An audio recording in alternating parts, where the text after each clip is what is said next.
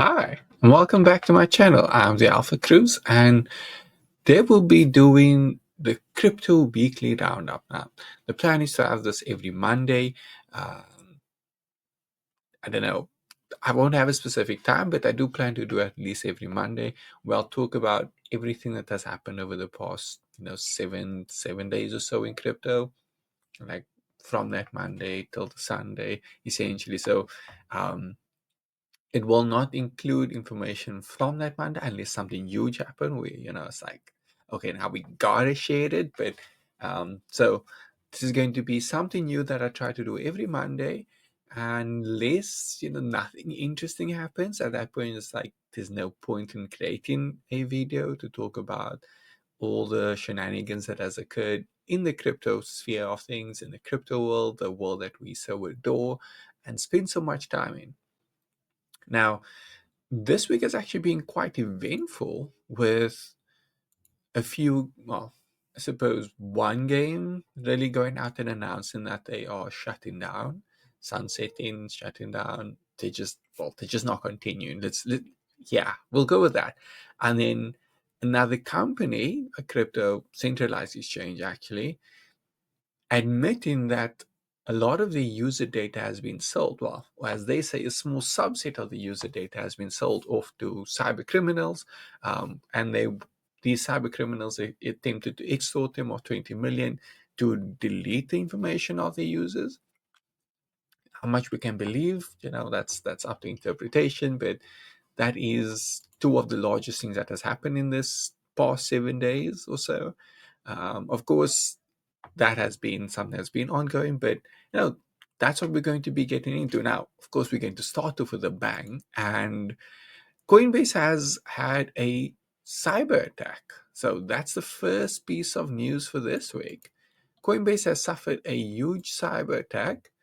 Coinbase, the largest US crypto exchange, disclosed a cyber attack that breached account data of a small subset of customers. Hackers paid overseas employees for access, compromising personal information. The estimated financial impact is between 118 million and 519 million US dollars, with a $20 million reward offered for information on the perpetrators. So this was brought to light by Coinbase, if I recall correctly, on the 15th or the 16th of May 2025. I don't have the exact time, but it was over the last few days. So I did a video on it too, and about an hour-long rant on everything that has gone down with that. So if you want, I'll drop the link to that in the description. You can go have a look at that, see what has been going on, have a little more of an in-depth look into that. I will say that this has had quite a huge impact. Now, just before Coinbase announced this breach of data, they were listed on the S&P 500. So, whether or not that's important, that's up to interpretation once again. And of course, this has been one of the largest crypto breaches in a while. We've had some huge monetary losses with, I think, Bybit happening a few months ago, where they were essentially like robbed of $1.5 billion. But yeah, so this has been a difficult, different kind of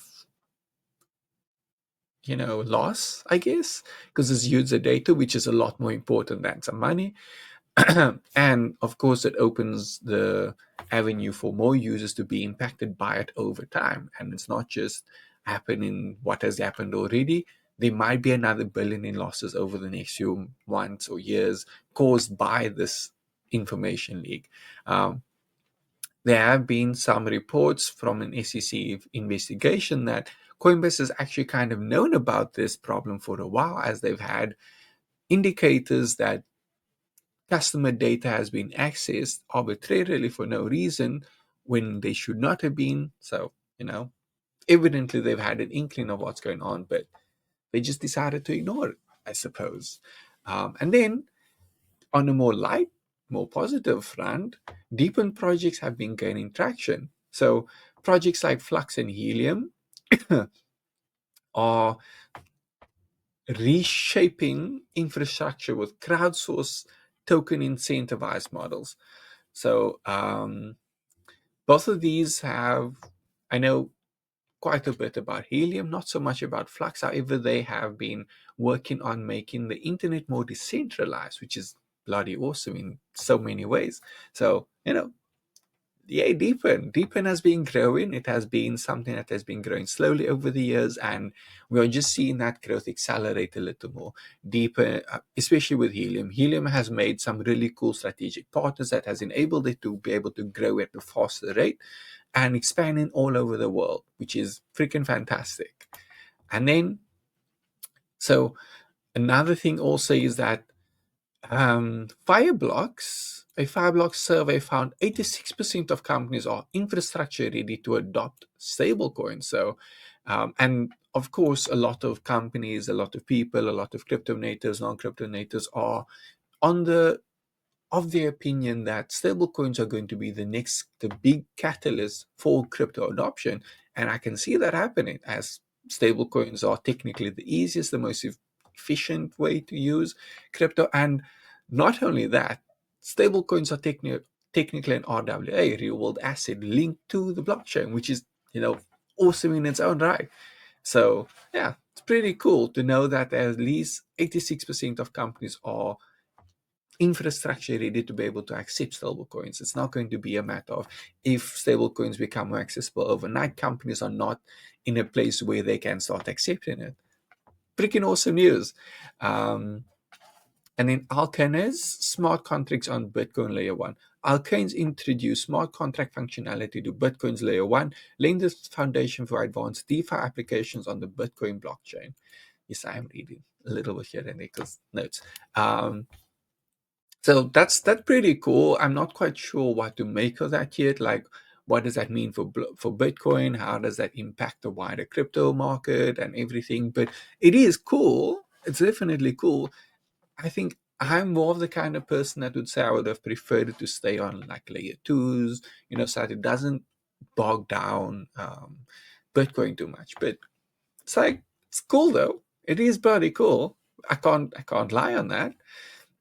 Whether it should have stayed on layer twos, whether it should be on layer one, it doesn't really matter to me. It's still pretty cool, nevertheless. And then for crypto apps, we have a little more information here too. So Magic Eden has enabled USD-powered runes trading, USDC, another stablecoin. Magic Eden integrated Slingshot and DotSwap to enable USD-powered Layer 1 runes trading with liquidity pools, enhancing accessibility for NFT and token trading. So runes are Bitcoin's NFTs in essence, and Magic Eden has made it easier to be able to trade these runes, which is another cool thing. Once again, it's just like we're expanding things, making it easier for people, whether they want to be Bitcoin mostly or not. It's like it's easier now. You can trade. And on that, Runes has come a very long way from where it started, where everything was a massive pain. So pretty cool. Nonetheless, I quite enjoy that kind of update too. Sui, okay, and then we have some information on Sui Network Wallet and stablecoin integration. Sui Network announced integration with wallets Phantom, Backpack, and exchanges Binance, alongside a new stablecoin for its gaming ecosystem. The Walrus protocol has surpassed 600 T of storage. I'm not quite sure what the T is. Megabyte, gigabyte, terabyte. Terabyte. There we go. So that's cool. Sui has been growing rapidly. Sui has been making a lot of cool integrations. Sui has been an ecosystem at layer 1 that is very friendly to new users, to old users. I'm very glad that it is slowly growing in popularity and it is slowly increasing everything that it has, all that it has to offer. It is freaking fantastic, and I am definitely a big fan of what Sui is doing. So that's freaking awesome. Although I'm not quite sure what the Walrus protocol is, so I might have to go look into that. And then HTX became the first platform to list the USD1 stablecoin, which is just expanding its stablecoin offerings. I'm not quite sure what USD1 is either, but another thing to go look at. But nonetheless, that's a cool little bit of information. So maybe there'll be a few more centralized exchanges that integrate this USD1 over time. Binance maybe. What's that other one? Coinbase, the one that's given us problems lately. World Liberty Financial. Okay, USD. So I suppose. Okay, so it's the Trump's family of. Uh, anyway, that's cool. That's cool. Another stable coin. I guess we'll have those.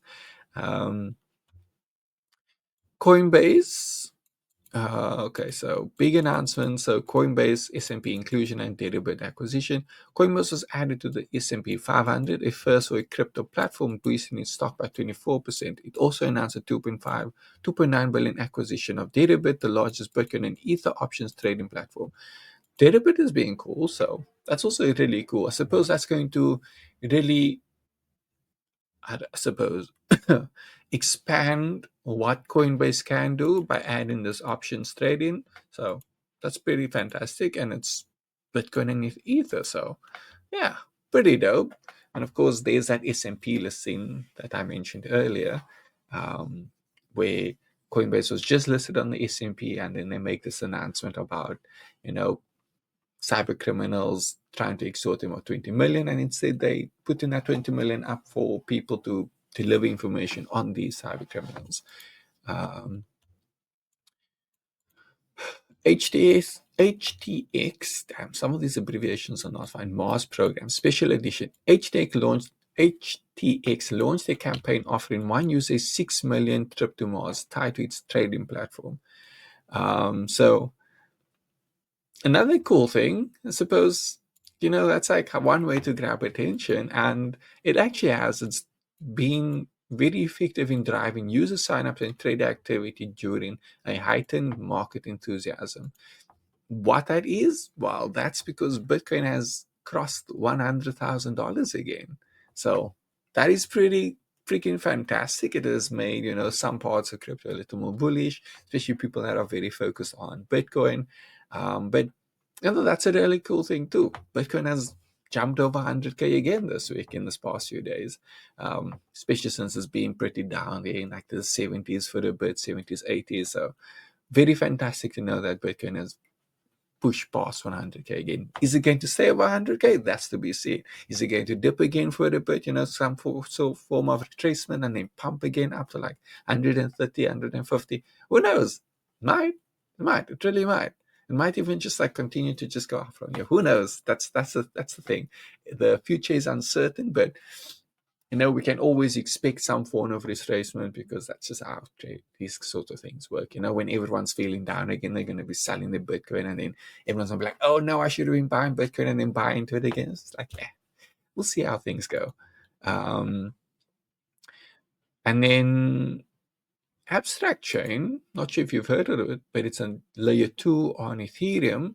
So they've had quite a lot of meme coins launching recently. Polygon, Bandit are some of the more bigger ones, I suppose. And if you go to the like Explorer right now, you'll see like Ping's Wife, Spud, Abster, Alpha the Unicorn, Newt, a whole bunch of all sorts of these meme coins that have been launching on Abstract. So it's like, I guess every chain goes through a meme coin cycle. It's like, but it's kind of worn out at this point. IMO, in my opinion. And then another thing is that Nyan Heroes, that's the name, yes. Nyan Heroes, Nyan. If you know the reference, it's Nyan as in the cat. Nyan has announced that they are shutting down, as they did not get enough players in their last playtest to get more investors. I will add that they raised about 14 million from private VCs and everything. I think like 3 years ago. Wait, in 2025, that was 2022. So roughly 2.5 years ago. And evidently they ran out of that money. But yeah, that's that. They wanted to raise a little bit more money, but like, I don't know. They just decided, yeah, nah, unless we can raise another 14 million to continue for the next 3 years, we're just not going to continue. So yeah, that's great, I guess. But yeah, that has been your weekly crypto roundup for week one. Can't say it's the best, can't say it's the worst, but it has been an interesting week. There's been some really interesting things that has already gone down today, but saving that for next week. Thank you for watching, and bye bye.